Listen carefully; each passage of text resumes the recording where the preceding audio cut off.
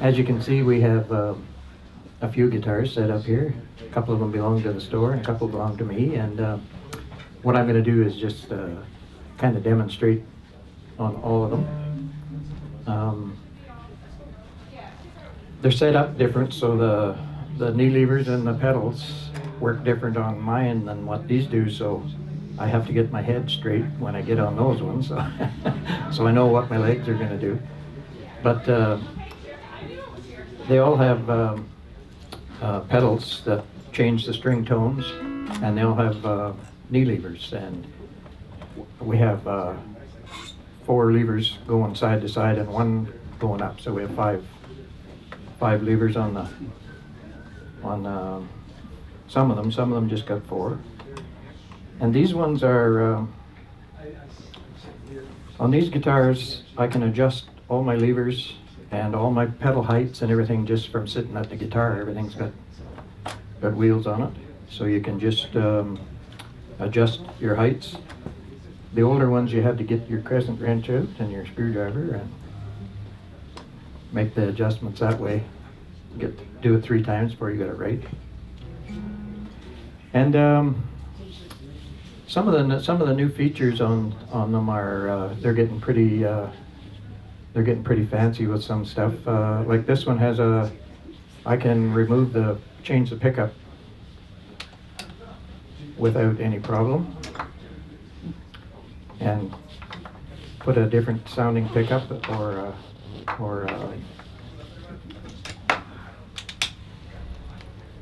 to get a different sound if I'm going to be recording or something. And other than that, they're fun to play. They're a lot of work. You gotta have some dedication to make them work. But I'll tell you, once you do get a few good little sounds out of it, then you're hooked. And then it's too late. Ask some of these guys. Some of these guys are steel players. And what I'm going to do too is I got some rhythm tracks here that I play along with just to demonstrate. And what I'm going to try and do is explain what it looks like from my side. You can see from that side, and it's mumbo jumbo. But what I'm going to do is try and explain it so you can see what's going through my head. And the first thing that goes through my head when I sit down here is, what did I get myself into now? But I teach in the store here every Thursday, and I don't teach so much music as I teach patterns, and in fact I don't even read music. I teach patterns and I teach pockets, and once you learn some of those pockets and some of the scales, harmony scales and stuff, you can actually play a lot of songs without even knowing what the notes are. And by knowing the patterns and the pockets, you can go in any key without having to know all the chords or the names of the chords, or and it gets you so you can play along with whatever. If you're playing with a band and the girl singer comes up and can you do Faded Love? Yeah, I can do that. But can you do it in G flat? Well, not really. But with my method, you can, and you're just ready to go no matter what the key, what key comes up or what comes up. And then I'm going to bring Jody up after a bit, and Jody Giesbrick, he was one of my first students, actually 7 years ago, and he was a fast learner, and taught him a few things, and he took it and run with it and went to the bandstand with it. So pretty pleased with that, and I got to play with him here a little while ago. We did a jam next door here, and it was quite a thrill for me to be able to play with one of my first students, and made me pretty warm inside.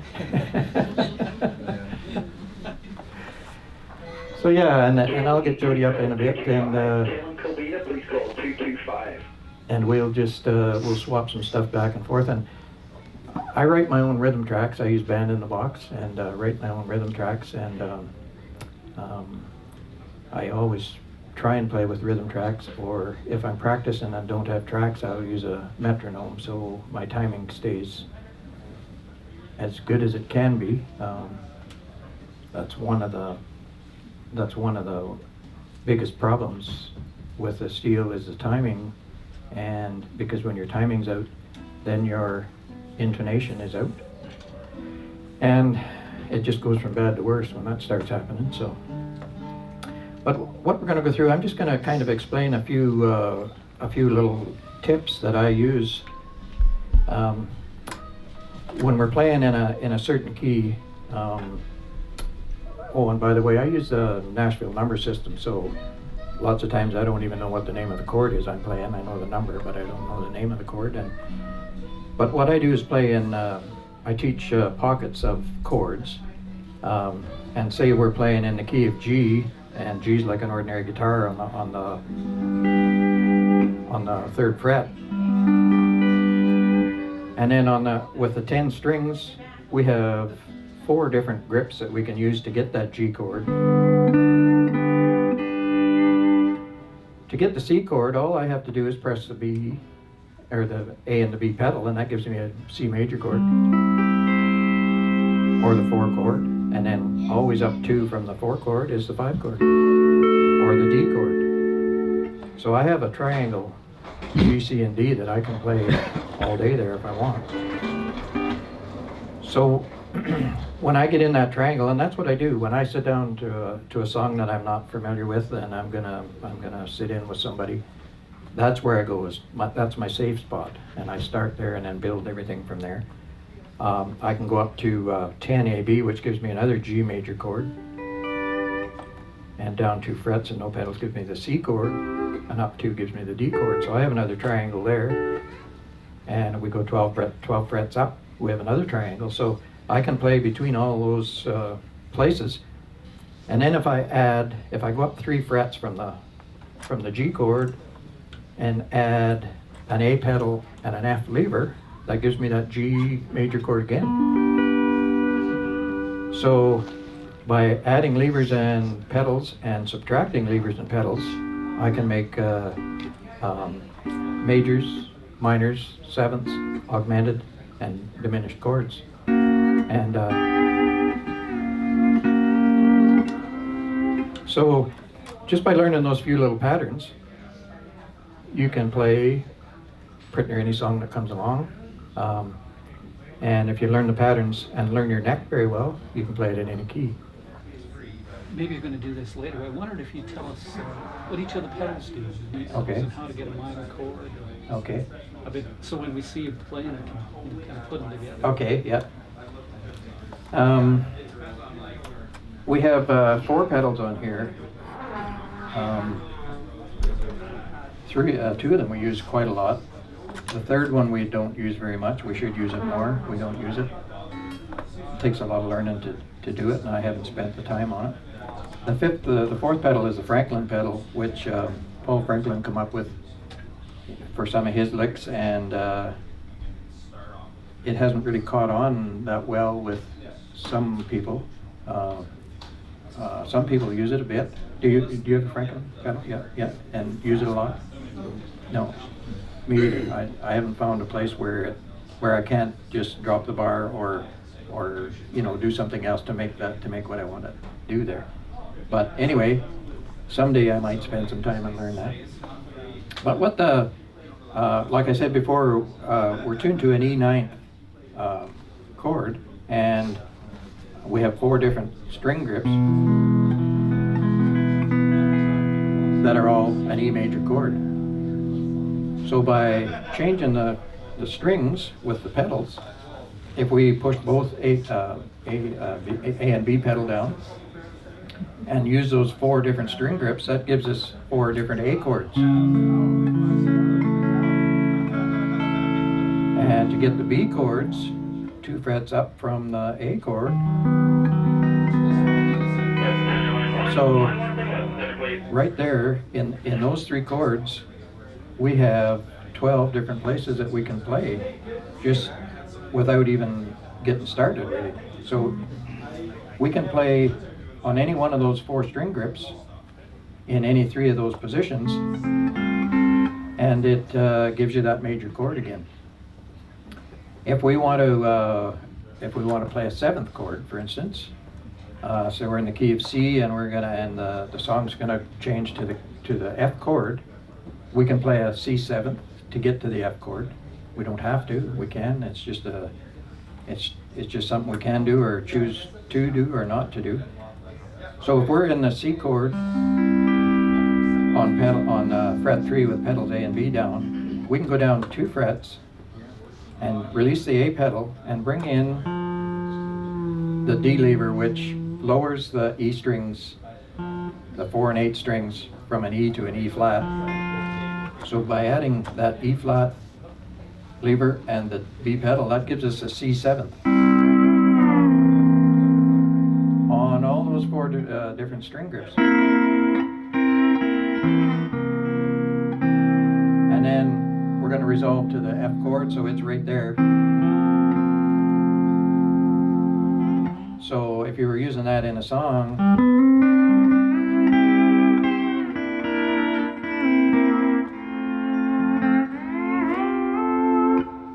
so that was the C chord or the C7, the F chord, and the G chord all in that little triangle. If I want a minor chord, if I want the first relative minor to the key I'm playing in, I just go to the open pedal position, no pedal position, sorry, and add the A pedal, and that gives me the 6th minor in that key, which is an A minor. If we're in the key of C, it's A minor, which is the 6th position in the scale. So I don't have to know the name of it. All I have to know is I go to that open position C and push the A pedal, and that's the 6th minor. Okay, and the 2nd minor is when you go to the pedal down position. The 2nd minor is 2 frets down with just the D lever. So if we go to the pedal down position in C, go down 2 frets and add the D lever, that gives us A minor again. So now we've got 2 places we can play that 6th minor. And we can also play it up here, a fret, an octave higher. So that's the 2nd minor in that key, and the 3rd minor is the relative to the G, which is an E minor. So we just go to the G open position on 3 with no pedals, and add the A pedal, and that gives us the E minor. So now we have all the 3 relative minors for the key of C. So we have A minor, and D minor, and E minor.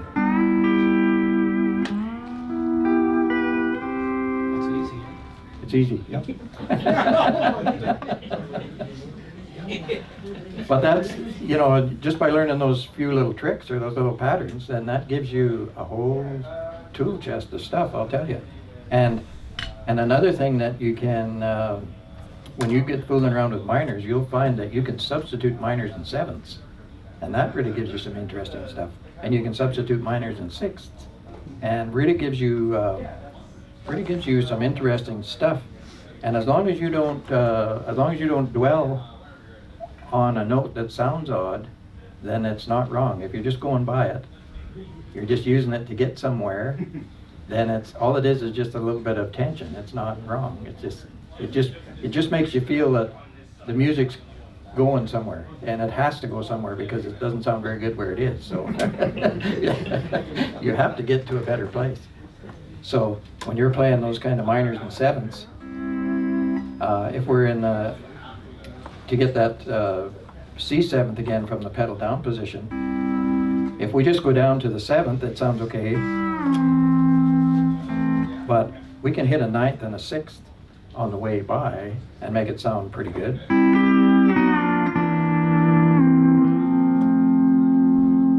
Make a progression out of it or a little sentence out of it. And that gives you all kinds of stuff to work with too.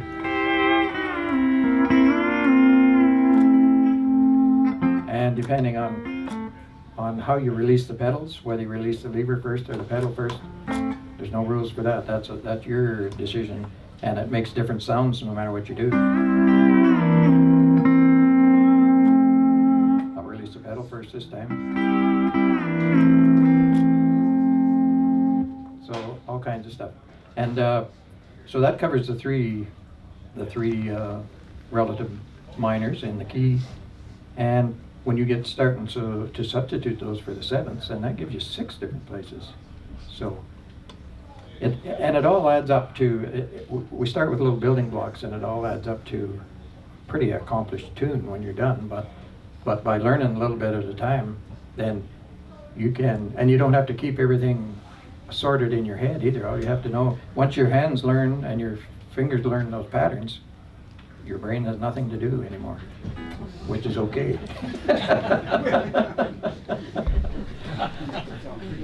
But it does take some dedication, and it takes some doing to know, because once you get playing in a song and the song's rolling by, and now you got to keep straight. Am I in the no pedal position, or I'm in the pedal position? Am I going to play this minor? Is it a 6 minor? Is it a 2 minor? Is it a 3 minor?